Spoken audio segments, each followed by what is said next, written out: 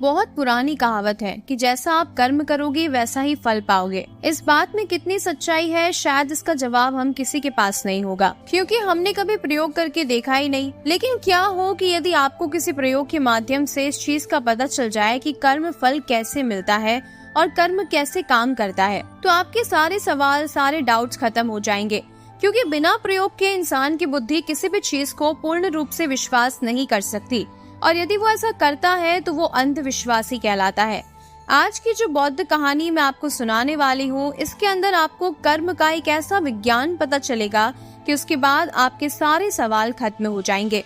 आप इस बात पर विश्वास करने लग जाओगे कि हाँ, कर्म का फल मिलता है। कहानियाँ जो आपको ज्ञान देती है, इसलिए कहानी को पूरा जरूर सुने, क्योंकि अधूरा ज्ञान बहुत ही खतरनाक होता है। तो चलिए कहानी की शुरुआत करते हैं। बहुत पुरानी बात है। एक जंगल के अंदर एक कुटिया में गुरु और शिष्य रहा करते थे। गुरु काफी उम्र दराज थे, उनकी उम्र काफी हो गई थी, लेकिन शिष्य एकदम जवान था। उसकी उम्र तकरीबन 20 से 25 साल तक की होगी। गुरु बहुत बड़े आत्मज्ञानी थे। जब ध्यान करने बैठते थे तो 2-2, 3-3 दिन तक ध्यान ही किया करते थे, और ध्यान के अंदर वो इस चीज का पता लगा लेते थे कि आने वाले भविष्य में क्या होने वाला है। एक दिन वो गुरु ऐसे ही ध्यान कर रहे थे और उन्हें ध्यान करते हुए पता चलता है कि उनके एक शिष्य की आने वाले 8वें दिन मृत्यु होने वाली है। जब गुरु को इस बात का पता चला तो उन्हें बहुत दुख हुआ, और वो शिष्य को अपने पास बुलाते हैं और उसे कहते हैं कि तुम्हें घर से आए काफी दिन हो चुके हैं और तुम अपने घर भी नहीं गए। मैं चाहता हूँ कि तुम 7 दिनों के लिए अपने घर रहकर आ जाओ, लेकिन एक बात का पूर्ण रूप से ध्यान रखना कि 8वें दिन की शाम तक तुम्हें यहाँ आश्रम में वापस आना है। शिष्य मुस्कुराया और बोला, मेरा मन भी काफी दिनों से मेरे घर जाने का था। आपने तो मेरे मुंह की बात छीन ली गुरुदेव। मैं अभी थोड़ी देर में निकल जाता हूँ। और इतना कहकर वो शिष्य अपने घर जाने की तैयारी करने लगता है और अपने कपड़े और जूते पहनकर तैयार हो जाता है। जब वो घर की तरफ निकल रहा था, उससे पहले वो अपने गुरुजी से कहता है, गुरुजी, आपकी उम्र काफी हो चुकी है, अब आप ज्यादा काम मत किया करो। जब कोई काम रह जाएगा तो मैं वापस आकर कर दूंगा, लेकिन आप ज्यादा तकलीफ मत देखना। ये कहकर वो शिष्य अपने घर की ओर निकल जाता है। वो पीछे मुड़कर ये भी नहीं देखता कि गुरु की आंखों में अपने शिष्य को खोने का कितना दर्द है। जब शिष्य अपने घर की ओर जा रहा था तो बीच में एक नदी पड़ती थी, जो उस आश्रम और गांव के बीच में पड़ती थी।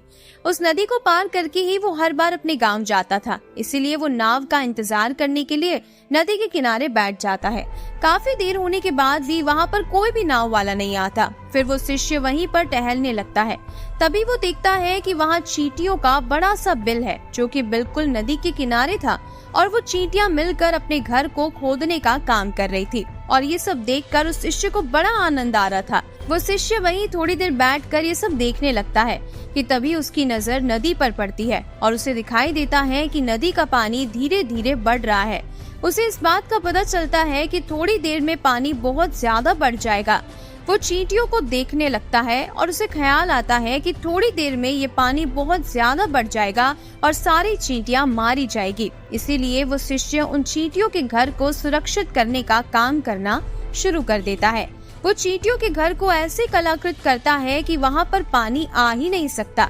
नदी का पानी आता भी तो वहाँ पर बीच में एक छेद भी रख देता है, ताकि नदी का पानी भरने के बाद भी चींटियों को नुकसान ना पहुँचे। ये करने के बाद वो शिष्य अपने मन में बहुत आनंदित हो जाता है कि आज मैंने इतनी सारी चींटियों की जान बचाई। लेकिन तभी नाव वहाँ पर आ जाती है और थोड़ी देर में वो इस बात को भूल जाता है और एक नाव में बैठकर अपने घर की ओर चला जाता है। घर पहुंचकर वो अपने माँ बाप और अपने रिश्तेदारों से मिलता है, उनके साथ समय व्यतीत करता है। लेकिन ये 7 दिन कब निकल गए उसे पता ही नहीं चलता। 8वें दिन की सुबह जब उस शिष्य को ध्यान आता है कि आज तो 8वां दिन है और आज शाम तक तो गुरुजी ने मुझे वापस आश्रम में बुलाया है, उसके बाद वो शिष्य अपने आश्रम जाने की तैयारी करने लगता है और वापस अपने कपड़े और जूते पहनकर तैयार हो जाता है। लेकिन जब वो घर से निकलता है तो उसे काफी देर हो जाती है।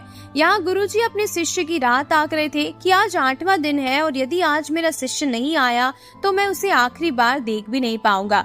ये सोचते हुए गुरुजी उसी रास्ते को देखते हुए वहीं पर बैठ जाते हैं। लेकिन थोड़ी देर में वहाँ पर अंधेरा पड़ जाता है। अब तो गुरुजी को लगा कि मेरा शिष्य नहीं आएगा और शायद उसकी तबीयत खराब हो गई होगी और हो सकता है कि उसकी मौत भी हो चुकी होगी, इसीलिए शायद अब वो कभी नहीं आएगा। तभी गुरुजी देखते हैं कि धीरे धीरे अंधेरे में कोई आदमी रास्ते रास्ते चल रहा है। गुरुजी को विश्वास तो नहीं हुआ, लेकिन वो फिर भी देखते रहते हैं और गुरुजी को जैसे ये ज्ञात होता है कि ये तो मेरा शिष्य ही है, गुरु की आंखों में आंसू आ जाते हैं। अपनी आंखों में आंसू लिए हुए ही गुरु अपने शिष्य से कहते हैं, तुमने इतनी देर लगा दी, मैं तुम्हारा कब से इंतजार कर रहा हूँ। शिष्य कहता है, गुरुजी मैं बहुत दिनों बाद अपने घर गया था, दिन कब निकल गए मुझे पता ही नहीं चला, और जब आपकी बात मुझे याद आई तो मैं तुरंत ही आश्रम की ओर निकल पड़ा। गुरुजी शिष्य को जिंदा देखकर काफी अचंभित भी थे। उन्होंने सोचा कि मेरे ध्यान में आई हुई भविष्यवाणी आखिर गलत कैसे हो सकती है। तभी गुरुजी पूछते हैं कि जब तुम यहाँ से अपने गांव की ओर निकले तब से लेकर आज तक की सारी बातें मुझे विस्तार से बताओ। तब वो शिष्य अपने गुरु को चींटियों वाली बात सहित सारी बातें बता देता है और गुरु को सारी बातें समझ आ जाती है।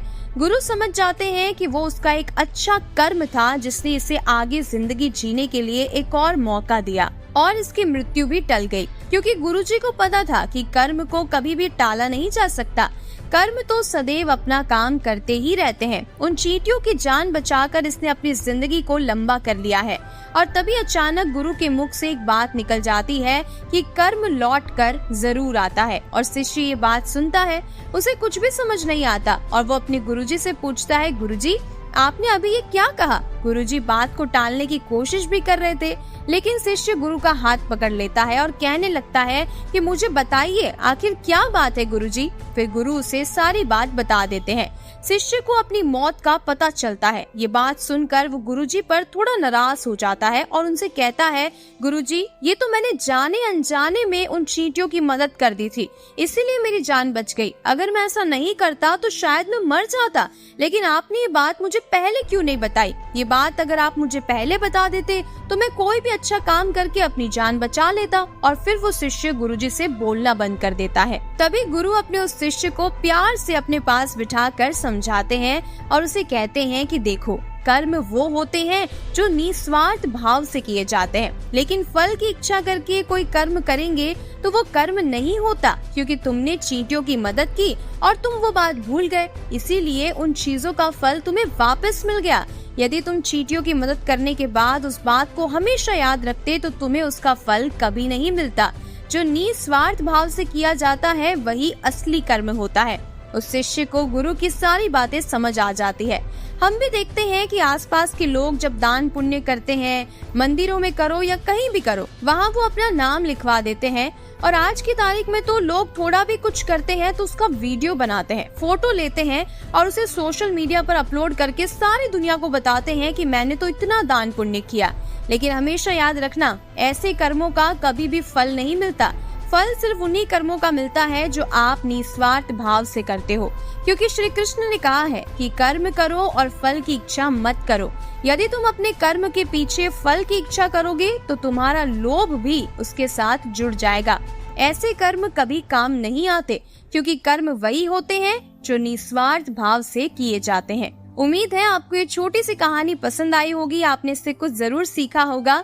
कहानी कैसी लगी कमेंट करके जरूर बताइए। अगर पसंद आई है तो वीडियो को लाइक और चैनल को सब्सक्राइब जरूर कीजिएगा। मिलते हैं ऐसे ही और भी नई कहानियों के साथ। तब तक के लिए अपना ढेर सारा ख्याल रखिए। वीडियो को पूरा देखने के लिए आपका बहुत बहुत धन्यवाद।